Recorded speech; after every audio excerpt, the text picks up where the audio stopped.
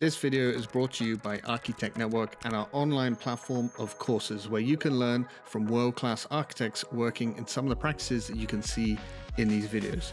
You can learn Grasshopper, Revit, Rhino Inside, Twinmotion, and some of our new courses on AI, and lots more courses that we're delivering over the next year. So please, if you like this video, check out our courses in the link below so we can keep bringing you more content like this. What's up guys, and welcome back to another video here on the ArchiTech Network. Today we're going to be doing a new feature. It's kind of another tour, but this time instead of an office, we decided to come around Copenhagen on a cycle tour and show you some of the buildings that we've been looking at in the various firms that we've been going around.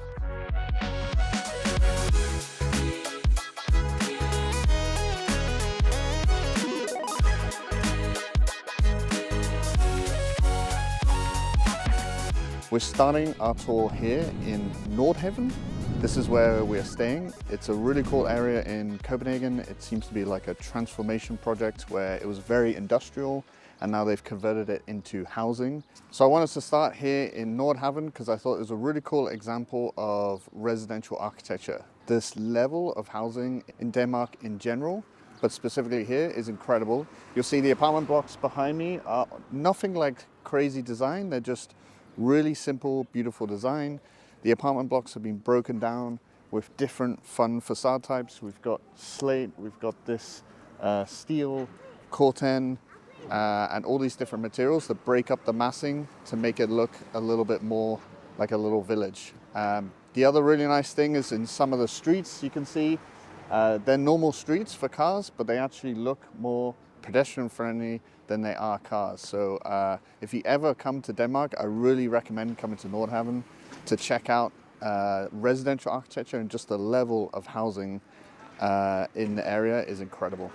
So a quick walk over and we get to the starting point for the tour. I really recommend having a walk around Nordhavn before jumping on the bikes. Okay, we're here in stop number 1. I'll probably lose count of how many stops we're going to do on this tour, but here in Nordhavn, this is a really fun example designed by JAJA architects. This is actually a parking lot, so it's just parking. But the cool thing is they've designed this fun park on the top of it, so people can walk up and access this park. There's all this stuff for kids to play around. You can see even today, some people are running up and down it. Super fun, and a really good example of like the level of design you have here in Denmark. Even our car parks are super interesting. Really interesting facade as well. We've got corten facade with all this green growing up and down it. We're here in April, so you can see it's just coming to life, but in the summer it looks like it will be really cool. So we're going to walk up and take a look up at the roof. All right, so now we're on the rooftop of the building, and as you can see, we haven't set this up. You can see we've got people playing, we've got people working out. I think it's got a perfect Danish atmosphere for a Saturday morning. People are working out and doing their things, and it's a great example of creating active architecture simply on the roof of this car park. The other reason we brought you up here is from here you can see all of the cool stuff in Nordhavn and a bunch of products that we've covered in the tours, from Cobe to Henning Larsen to Big. So in the background we got Cobe's silo project, which is, I love the facade. I think this is a really nice building. As we look around in Nordhavn, we then have the big headquarters there in the peninsula in the background, which of course we went around with Jens. We've also got some buildings in the foreground here. You can't quite see it, but we'll show you guys. This corten building was designed by Henning Larsen. And then also we have the Tip of Nord, I think it's called, from Cobe. Which again is that super cool facade. In the background there you can see Copenhill, which is going to be one of our stops on our tour. And then you've even got another building here by 3XN. So from this one place you can see there's so many cool architecture, all designed by a bunch of the people that we've gone around on the tours here in Copenhagen. So from this one spot we thought we can show you the whole of Nordhavn and all the cool stuff that's going on. At this point, take a walk and maybe grab a bike on the way and head over to the Orientkaj metro station. We're now leaving Nordhavn, which is actually pronounced, and we're jumping on the ferry at Orientkaj. This is the last station on the M4 metro, And we're also outside of Cobe, which we toured earlier on in our trip here in Copenhagen. The cool thing about Cobe is you can go in, they have a coffee shop, and they actually have their own Cobe tour, where you can go and see all of their products in the area and also Copenhagen, and check out some of their really cool products. We're going to stop by a few of them today, so you can show them around. But if you come here, I definitely recommend go check out their coffee shop, pick up a guide. But for now, we're going to hop on the ferry and head across to check out the urban riggers. So hop on the ferry and it should take you over this scenic route where you'll see Big and Cobe, and you'll be dropped off right here next to the urban riggers. All right, so stop sort of 2. We've made it over to Rafsølen. What's it? Rafsølen.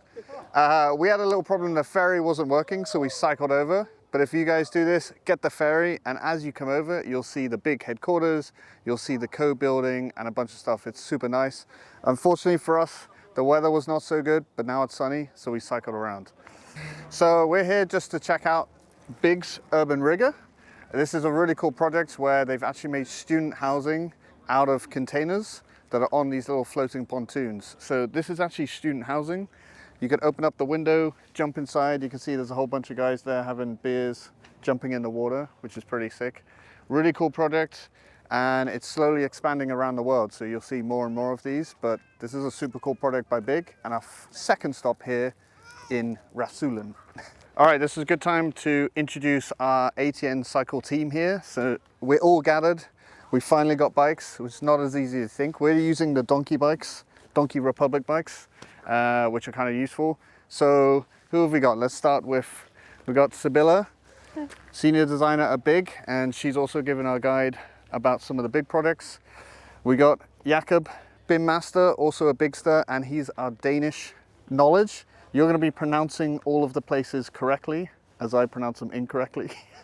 And then we got Sammy, our marketing wizard and aspiring apprentice architect.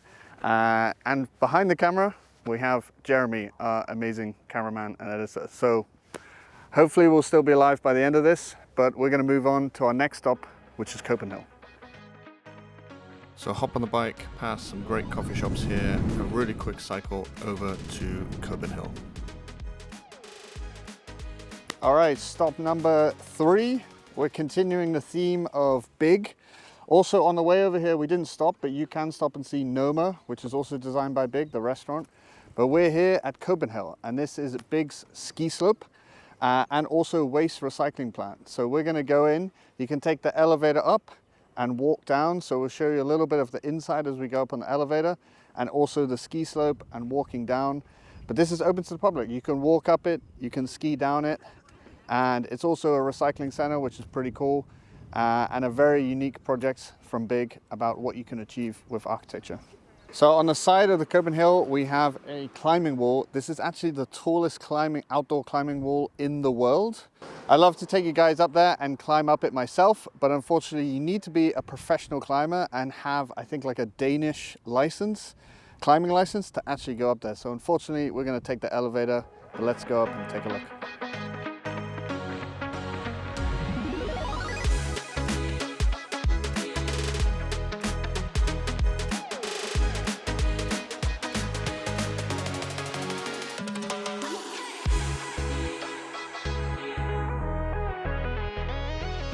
All right, so we're now at the top of Copenhill, which is about 85 meters high. So if you're climbing, you come up the side of that wall.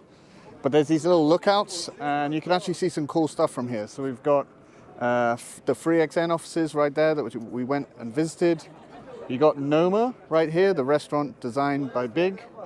And you've also got Bjarke's houseboat there in the distance. And then further on, you've got where we're gonna head to next, which is Cobe's Paper Island, the Opera House, and the Opera House Park, which we're going to go and take a look at. But pretty epic view. You can also see how flat Copenhagen is. The rest of the tour, we're going to head all the way out there and check out some of the old big buildings and some of the other cool stuff in Copenhagen. All right, so looking back the other way, you've actually got Sweden in the background. You can see the bridge maybe right on the horizon. You've got all these windmills. Actually, a really cool feature here is you can ski down the Copenhill And then if you're up for it, you can go wakeboarding down at the bottom, which is on my bucket list of things to do. I don't think we'll have time to do it today, but if you come to Copenhagen, it would be a cool thing to do. And of course, you can ski down or climb down. We're going to take a walk down next to the ski slope and show you guys around.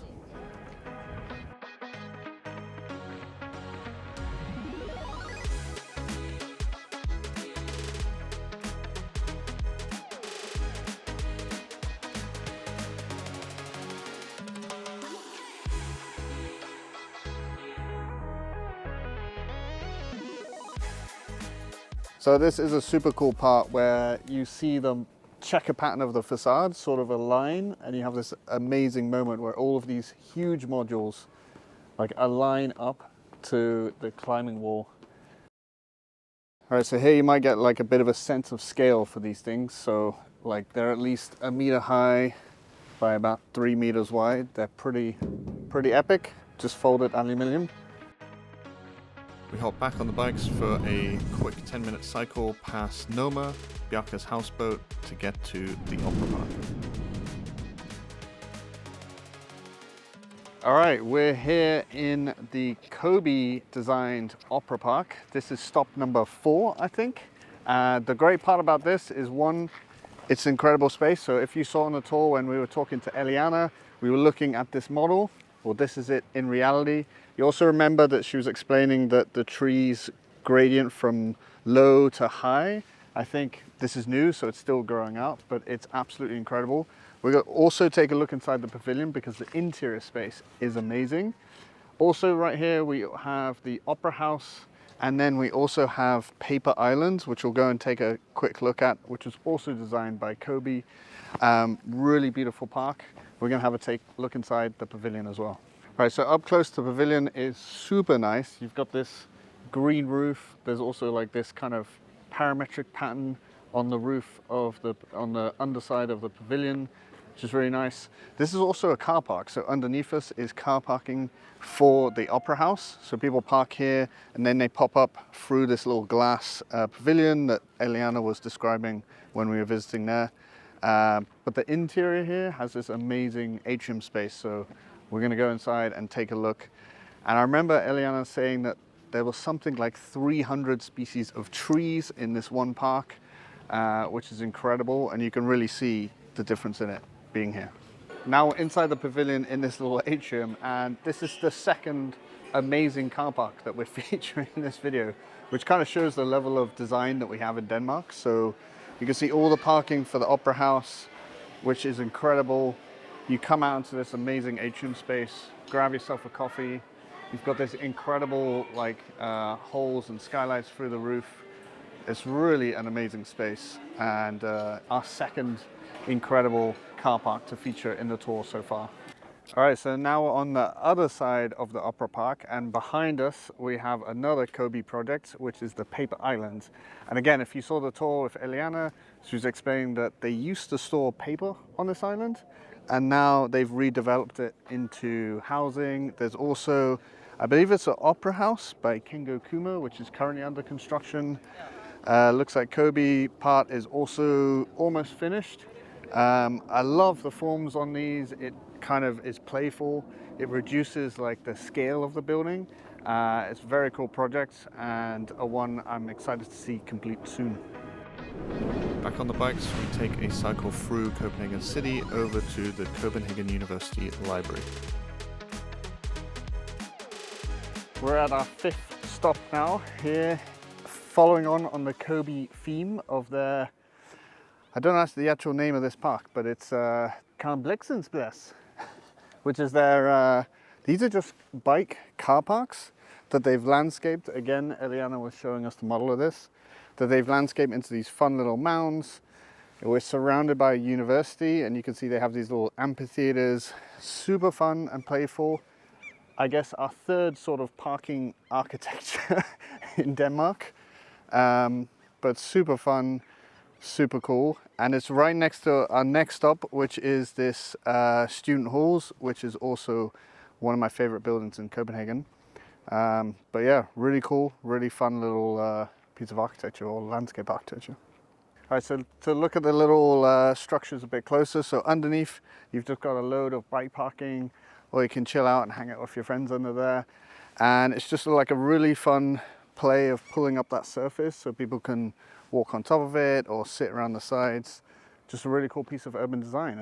And we're gonna go check out the building next door, which is a really cool kind of donut-shaped building of student accommodation.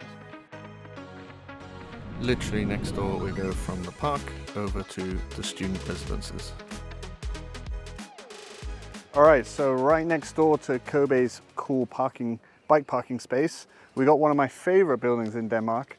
I call it the donut building, but it's essentially this circular building with all the apartments sticking in and out, so everyone has some kind of outdoor space on the inside or the outside.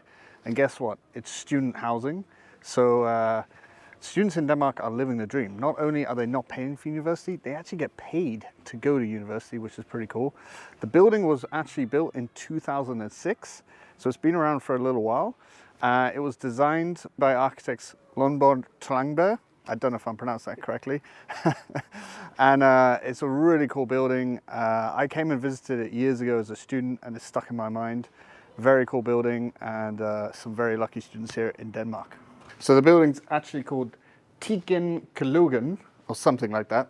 The other really cool thing is at the ground floor there's all these amenities for the students and they have their own private courtyard inside, which is full of green space, sitting. So on a day like today you can grab a few beers, chill out, or pretend to study. Next up we jump on the bikes for a bit of a longer cycle where we head out to Årstad, where we're going to check out the VM house and the Mountain house. Actually, if you go a little bit further, you'll also get to the 8 house. We didn't have time to see it, but you should also go and check it out. We're here in Årstad, where we've got the Mountain house and we've also got the VM house, right? So I think the VM house came first for big, and then later came Mountain house. Obviously the concept for the Mountain house was instead of having your typical parking on the bottom and apartments on top, they spaced out the parking into like a wedge shape and then put the apartments on top so that everyone had their own balcony space from one to the other. The roof of the one below became the garden for the one above, which was at the time like super innovative. And I think it was the first time we really saw the big diagrams explain a project really clearly. So for me, this is where I found out about big, was through the Mountain house. So here on the front of the building, you can see that stacked effect of each block is sitting on top of one another, each offset. So the roof of the one below becomes the garden for the one above. And super cool idea. And of course, this kind of typology became really famous from big, almost like that Lego style of building. So another good little snippet about this building is this pixelated face here. I think the designers, for whatever reason, decided to put the developer's face on the building. So if I can remember correctly, that's the guy who paid for this building. All right, so this is the VM house. This came before the Mountain house, but there's a couple of really fun little stories about this product. So a lot of people think Big became really well known because they had massive budgets and these clients that are willing to do anything. But it's actually completely opposite story. So there's a couple things with this product that make it very affordable, but you still keep this really interesting design. There's two things. One, the buildings, the apartments are duplexes. So that means that you only have a corridor every 2 floors. That means it reduces the cost of, it reduces the amount of non-sellable area for the developer. So there's more space for developers to make money selling apartments. And the second part is, the original balconies for these were just rectangular. And when it came to the budget, it meant that the facade and the balconies were like double the price that they could afford. So by simply reducing them in half into triangles and reducing the expensive connections back to the facade, they were able to reduce the cost of it by half. And then it became the defining feature of the building. So one thing that people don't know is at the early days of Big, you used to get a Starchitect building, but not necessarily a Starchitect price. Another little cycle over to an area called Copenhagen SV, and we get to Metropolis. All right, we're on our 7th stop now. We're getting towards the end. And I want to stop here as this was built by Future Systems back in 2006. If you've never heard of Future Systems, this was a practice started by Jan Kaplicki, who was like, these guys were the original computational designers. Even before Grasshopper came out, they were using a software called Generative Components, and they were really innovative for creating like quite complex geometry, but also thinking about how they could build it. So sometimes they used boat builders, for example, that had experience in freeform metal work and stuff like that. He was personally one of my favorite architects, Future Systems. It then unfortunately passed away and it became Amanda Lever Architects as it is today. Unfortunately, over the years, they've kind of left that tech edge behind, but he was definitely one of my favorite architects growing up, and a super cool building here in Copenhagen. So the area that we're in is called Slusehodem. It's basically the end of the river of Copenhagen, and there's some really cool features here. First of all, we've got this like bath here, so you can come jump in the water, get a nice ice cold bath in the morning. But the other part I really like in this area is this development here. It's sort of like streets, but then there's like streets for pedestrian, but then there's also streets of canal. So behind me are these little really cool canal streets where, as you can see, some of the apartments literally open up, and then you've got a little space for your boat or your kayak, so you can jump out or just go for a swim. I think it's a super cool feature, really unique to Denmark, and I definitely like to live here. From here, a quick cycle over through the industrial units to get to EFFEKT's living places. All right, so now we're here at almost our last stop, and I want us to stop off at this kind of example project here called Living Places by EFFEKT Architects. I'm a huge fan of EFFEKT Architects. They're doing some really cool stuff. This is essentially I think the idea came from a much larger master plan they designed, and they're working with Vilex and some other collaborators to create this sample project of low carbon living. So all of these buildings are made with low carbon materials as much as they can. I think they're 3 times less carbon emitting than your standard house here in Denmark. And they're also super cool and beautiful. You can see they've definitely taken the inspiration of this kind of like Danish barn style that we've seen in a few other different projects. But one, I really wanted to come by and check this out. They've also got some cool material inside here, so we'll go and show you some diagrams and the design of the house. Yeah, so like I said, the design's super cool with this. They've got like a mock house where they've designed like for acoustics, air quality, thermal, light, outdoor connection, which has given them this form. The other thing that's really nice about this is it's super scalable. So you can kind of scale it from 2 levels, 3 levels, and go from individual houses to clusters of suburban developments, all the way up to urban kind of building blocks, a bit like the Cobe building that we saw earlier on. I think in this example, we've got greenhouses for growing your own food. You've got mock houses, the showcase house, bark piking, meeting workshops, so places to work amongst the houses. So it's really not just housing, it's also like other things that support sustainable living, places to grow food and stuff like that. The other super cool thing about this in this render is it's also like boundaryless living. So in the UK, whenever you have a house, you're just fenced in your own garden. Whereas here, people are kind of living in these clusters of village where they're immersed in nature. There's no necessary separation between your neighbor and their house, which I think is super nice. And there's some really cool diagrams that just explain scaling from a cluster of houses into these villages. Really cool proposal. It sounds like they're going to build it in a few places, but I'm excited to see this continue. And another really cool idea of amazing sustainable architecture by EFFEKT Architects. Jumping on the bikes one last time, you can cycle a quick cycle over to big Kaktus Towers, which are on top of the big IKEA. All right, guys, welcome to our last stop on the tour, and I thought I'd finish here at the big Kaktus Towers here in Copenhagen. These are kind of love it or hate it product. People either seem to love them or they seem to hate them. But the reason I thought I'd finish here was coming from the VM house when we were talking about the innovation in the balconies and reduction in cost. I think these are also like a really fun example of actual quite simple geometrical design, but just getting playful with it in a sort of a parametric way. You get this super interesting series of facades. And maybe for this one, I'll show you guys how you can script this in Grasshopper, but it's a super fun product. It's a co-working space. So we've gone from student housing to future housing with EFFEKT to now co-working space. It's a kind of a fun building and definitely one I'd recommend to come and see. It's the first time I've seen it in person. Final note on these buildings, just from a geometrical perspective, you can look here, you can see it's actually quite a simple circular building and faceted, so you're just using flat surfaces.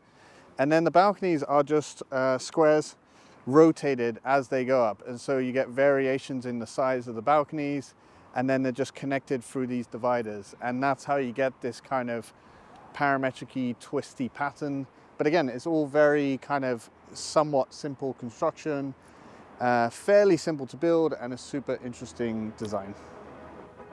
All right, guys, this concludes our ATN architecture tour. It could maybe be considered a marathon. I way overestimated how long this would take, but it's a pretty cool tour. I'll put in the link below a little PDF so you can go and do it yourselves, or maybe add some other things that we didn't actually see. As always, if you like this video, give us a like and subscribe. The more support we get, the more places we can go and tour and offices we get into. It's been an epic tour. We've literally gone from fog, rain, wind, to sun. You can see I'm totally sunburnt, but now I'm freezing. So welcome to spring in Denmark. This is an epic tour. Thank you guys for joining, and we'll see you in the next episode.